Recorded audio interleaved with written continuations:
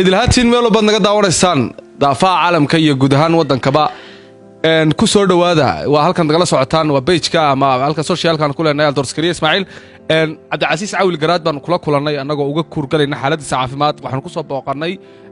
hoyga uu ka degay magaalada Hargeysa Cabdicasiis sidaad u arkaysaan dhaawacan ayaa soo gaaray koobkii championka oo laga joogo muddo imika bila Cabdicasiis bal dhaawacaagan inaad naga warbixiso kolay sidii kugu soo gaaray kulankii ugu adkaa horyaalka anadada championka magaalada Berbera dadka muuqaaga markaas ugu dambeysay koobkii ugu horeeyay shalay ciyaarta kooxdaada waad ka maqnayd iyadoo laga guuleystay bal ku soo dhaw ugu horeyn bismillaahir rahmaanir rahiim marka koowaad ilaahay ba mahad leh halka kale waxaan ugu mahad celinayaa Sakariya Haldoor oo sanad dhalinyarta mar walba garab taagan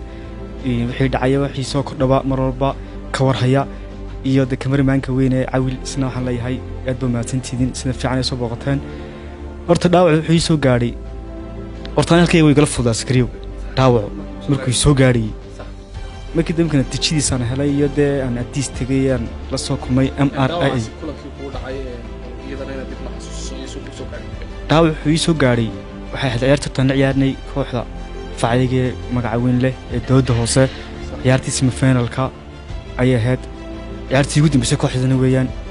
aan ciyaariyay dhaawacna ka baxay kubad waxa dhacday aniga Khadiir soo dhex dhigay baad sax kubad ku dhacday ana hor cararay kubadii baan laagay markaan kubadii laagay labada lugood maqnaayeen Khadiir baa si taabanay dhabarkayga anagu bilaabana siya marka jilibka lugta ku soo ursinay dhulka jilibkiiba gudaha ay galiyay markaas ayaa sababta keentay weyn saydu goodo iyo inay dilaac laftu yeelatana ciyaari kari waayay macalinkan la tashtay ku noqo igu markaan dhaqaatiirta la tashtay waan ku soo noqday lugtii waxaan dareemayay in anigu ulba oo jilibkiiba dhex cararayay lugta xagga dambe tagay kolba markii ka bacdi aniga gargaarka degdegaaye caafimaadka uu dalbaday waan sidii ka baxay ciyaarta ka bacdi ciyaarta maxaa dareentay markii ka soo baxday wallahi habeenimidkii kooxdeedu waxaan isku qolahayn way og yihiin iyo intii dhalinyartii ugu dhaweeyay habeenkii markii la seexday waan lugeynayay intii hore kanin garaac baa liisiyay markii gaadhay labadii habeenimo ayaa qolka waxaan ku jiifnay aniga kabtanka Cabdi Wadood iyo Aamin Xirsi adugu waan badneen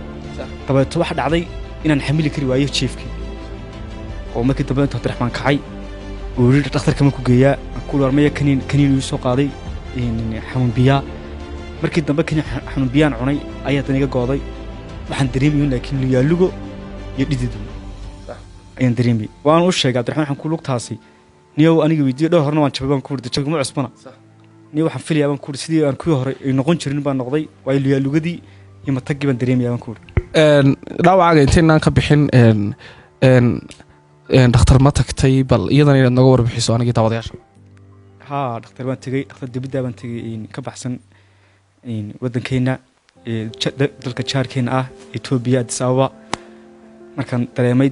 igu soo batay jilibka meelaha ugu khatarta badan leh ayaan tagay dhakhtar weyn oo Korea la yiraahdo Korea ku yaala Addis Ababa cid aragtay way garanayaan waxaan si dhaqso ah u doonayeen inaan soo kabtoon Djibouti kooxda uga qayb qaato tartamada ciyaariyeen safarkii markaan natiijada waxaan kala kulmay markii waxa la diray MRI baa la diray ama ayga wuxuu soo saaray dhaawacan intaanu ka filiyaan ahaynba oo ah inuu jilibku saydu gooday sayda dambe jilibka laftirkiisuna uu dhaawac qabo dilaaca laba meelooda iyo laf yaro ku taala halkan ugu wari burbur yar bee leedahay marka wuxuu aan ku qalayaa wax lagu guuleysanayo qalitaankaaga 70% ayuu yiri horta kulli alxamdulillah insha Allah wax noqon doontaa khayr marka qalinka ma dhaawacan dabadii baa la sameeyay wuxuu igu yiri horta waana soo kabtaa buu yiri lugta baashankii ku xidhan ayuu qoray birahan daanu baa iska sidee kuwa labada la galiye kaliya saalo ayuu yiri marka uu tagaysid aad isleeda yara ka kaliya umbad qaadanaysa muddo inta lag way ku xidhnaan tanimkani waxay ku xidhnaanaysaa 6 week ay ku xidhnaanaysaa 6 week markay ii dhamaadaan oo bil iyo 15 cisho markay dhamaadaan 2 bilood dambe buuri ee tan lugta ka yaanaysa dhulka oo ay ku soconaysa si seedaasi in isku iman karto isku timaadana waa hokay hadii kalena waa qalitaan u soo diyaar garoobay waayo 6 week wuxuu ii siiyay inay dilaacani ku kamo lugtooda iyadoo soo toosan. aynu soo noqono dhaawacaaga inta markaan kaga nimaadno maxaad u malaynaysaa cabdicasiis inaad dib garoomada ugu soo noqonayso rajaynta leeg baad ka qabtaa? bismillahi raxmaani raxiim. horta markii dhaawacan igu dhacayba maalintii ku xigtay maanta waxay ahayd koobka semifinal baan baxnay, finalka baan baxnay, semifinal baan ciyaarinay. maalintii ku xigtay maalintii labaad ku sii xigtayba tarinka kooxda waan la qaadanayay. markaan la qaadanayay iska daacidka ninka baska wada darawalkayga ciidanka booliska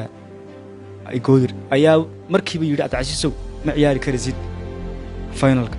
dhaawac weyn baa ku yaallay ee kooxda ha jibin bii guul.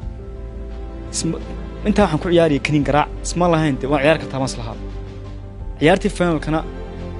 waxaan dareemaya in ciyaari karin, laakiinse waxaan ka mid ahaa 18 soo geliyey gudihii baan ka mid ahaa macalinka soo xushay wala waan ciyaari karin dhaawacana dee ana saa moodin.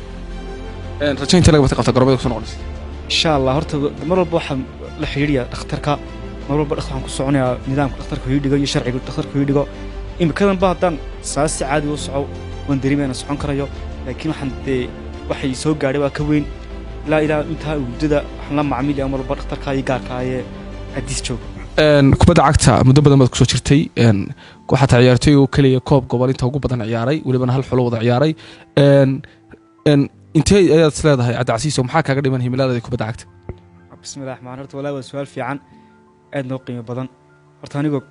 koobaba ima hadhin aan ahayn koob gobollo, koob gobolna dee biladiisa waan qaaday, isagana waan dhunkaday oo dee mar 2 jeer baan yimid final kama dambaystii dee qadarkuun baan qorin. insha allah waan sugi doonaa. muddadii kooxdaada ku sugnayd koob badan baad kula guulaysatay, shalay waad ka maqnayd koobka super cup-ka ee ciyaarta oo lagaga guulaystay. maxaad u rajaynaysaa tiimkaaga? bismillahi raxmaan horta kooxda waxaan u rajaynayaa mar walba guul. dee kooxdan xidho fanaanadeedana mar walba waxaan jeclahay inay guulaysato. kooxdan la ciyaaraysayna waa kooxdan aan jecelahay laftarkeedu. shalay walow dee kooxda aan islahayn taariikh aan weliga dhicin soo bandhiga oo ah hal sano in 3 koob mar wada qaadno oo 3 koob wadanka ku cusub welibana aan rajaynay, laakiin ma dhicin. insha allah kooxda qaadana waxaan leeyahay balyo, kooxdana waxaan leeyahay halka sarasiidinkuna guul mar walba rajaynaya. safarkaas soo hadal qaatay kooxda baxaysay, bal safarkaasi isaga xaq ku dambeeyay way dadwadayaal badan baa isweydiinaya dadyo badan oo taageeraya loo tiimkiina. horta safarkaasi waa sikriyo waa safar marka hore la qaabiyay oo si weyn loo qaabiyay oo anigoo dhaawacayga la joogay adiis xitaa liigu lahaa baasaboorkii waa lagu sameeyey maxaad ka qabanaysaa meesha soo bax oo halkan iska daayay halkaas laga soo wadaba Djibouti abaabulka inaan dadka saxaafadda la socda way og yihiin dhacdooyin ba ka dhacay hab siyaasadeeda dalkeena jaarkana hay Djibouti ciidamadan islaan u taga jankoodii waa la xiray halkaas uu ka yimid aqaladu. insha allah waxaan inta in ka badan warjeynaa inaan meel kala tagno safarkiina weli wax la liiday waa hakadayo ma jirto, laakiin weli jawaabtii ayuun ba halkaas sidii u taagan wax dhibana lagama kumino inaan la yiraahdo weyd ka wada baaqdayna ma jirto, waa tagaysaana ma jirto, laakiin se waxay u badan tahay haddii khilaafaadkaas dhamaado in la tagayo insha allah. ugu dambeyn cabdicasiis adig iyo tiimkaaga taageerayaal badan ayaad leedihiin, maxaad iyagana fariin halkan aad u marinaysaan caawa meel kasta idinka daawanayaan? waxaan horta taageerayaasheeda mugale iyo miisaanka le aad iyo aad baan iyagana uga mahad celinaa isnoo garab taagan yihiin. hadda imika dawaan garanaya dhowr qof tan magacaabo waxay ogahay dad kale oo iyagu qarsanaya taageerimada oo halkan taagan aan soo gaari karin gobollo kala jooga oo ka marxalad xun ku maanta la jooga markay daawanayaan iyaga iyo kuwa noola jooga waa noo simantiidin mar walbana garabkiina ayaanu taaganahay idinku garabkayga taagantiidin mar walba waxaan rajeynayaa guulid ka farxisa. cabdicasiis waa dadka ugu magaca weyn kubadda cagta iminka dhalinyarada kusii jirta saaxadda isaga iyo midhar kale. cabdicasiis oo goorma ku qorshaysan saaxadda kubadda cagta inaad soo gabagabaysid? bismillahi raxmaani raxiim horta waa kubadda cagtu waa wax marun qof soo dhacday inuu ka baxo marun tan waxaan hiigsanayaaba horta marka kubadda waxaan maanta ii sharafa ii qiimo leh rag waaweyn oo qiimo leh inaan ka soo garab ciyaaray oo kooxda militariga ahaan jirtay kooxda tirkida booliska imika ah waxaana jecelay waqtiga ilaahay ka dhigo inaan kasoo afjaroon aan fogeyn welibana insha allah. intaa waxaa noogu eeg waraysigii koobna aan la yeelanay cabdicasiis oo aan ugu kurgalaynay xaaladdiisa caafimaad isagoo ku sugan hoygii uu ka degan yahay magaalada Hargeysa. intaynu ku kulmayno mid ka lamid ah aniga iyo Cawil iyo Cabdicasiis Gariyar waxaan iskaga tegaynaa. salaamu calaykum waraxmatullaahi tacaala wabarakaatu.